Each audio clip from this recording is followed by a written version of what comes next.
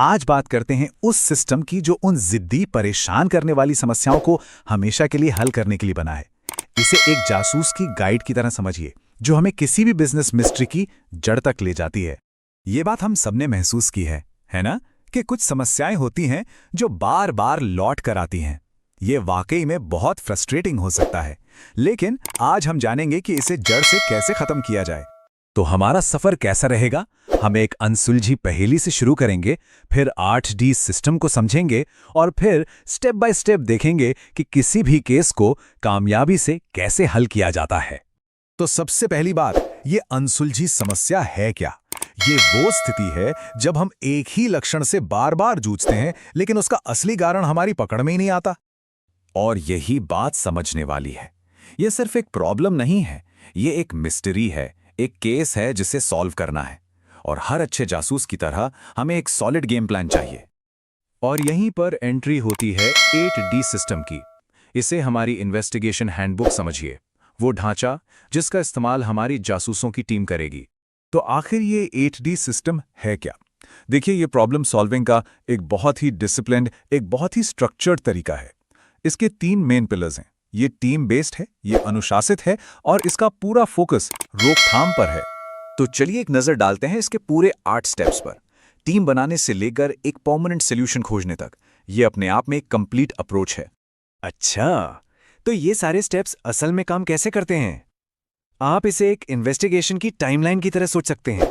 पहले तुरंत सुधार, फिर मेन एनालिसिस और आखिरी में एक स्थायी समाधान।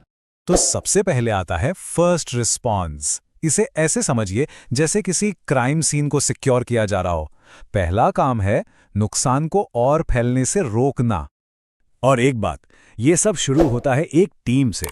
ये सिस्टम हमें यही सिखाता है कि जो मुश्किल प्रॉब्लम्स होती हैं ना, वो कोई एक अकेला इंसान नहीं, बल्कि एक टीम मिलकर सॉल्व करती है।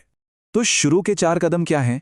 सबसे पहले प्रॉब्लम नजर में आती है, फिर टीम बनती है, उसके बाद प्रॉब्लम को ठीक से समझा और डिफाइन किया जाता है, और फिर तुरंत एक्शन लिया जाता है ताकि वो और ना बढ़े।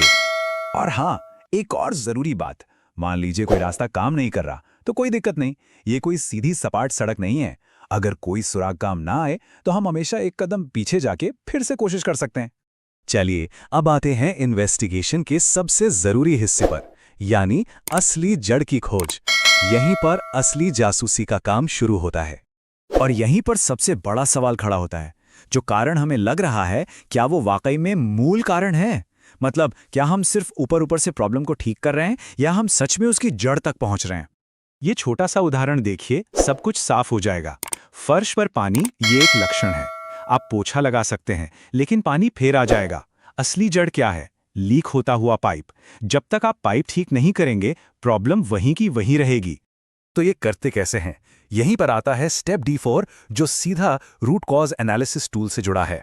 ये दिखाता है कि इस सिस्टम में हर स्टेज के लिए सही औजार का इस्तेमाल कैसे किया जाता है। एक बार जब हमें असली जड़ मिल जाती है, तो फिर वक्त आता है एक परमानेंट, एक स्थायी समाधान बनाने और उसे लागू करने का। इस सॉल्यूशन वाले फेज में 3 मेन स्टेप्स हैं।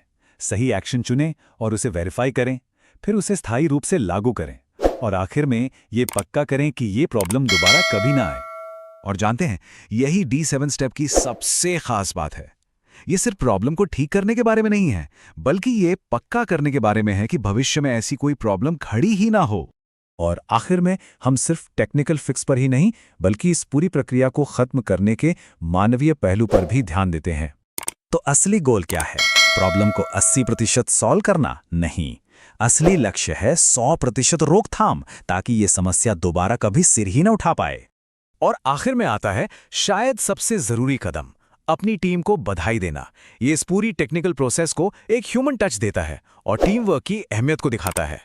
ये पूरी बात इस एक लाइन में सिमट जाती है। 8D सिस्टम की असली ताकत इसकी सहयोगी भावना में है, जो हमें याद दिलाती है कि शानदार नतीजे हमेशा टीम वर्क से ही मिलते हैं। तो अब सवाल ये है, आज जो कुछ भी सीखा है, उसके बाद ऐसी कौन सी अनसुलझी समस्या है जिसकी जांच करने के लिए अब हम सब तैयार हैं?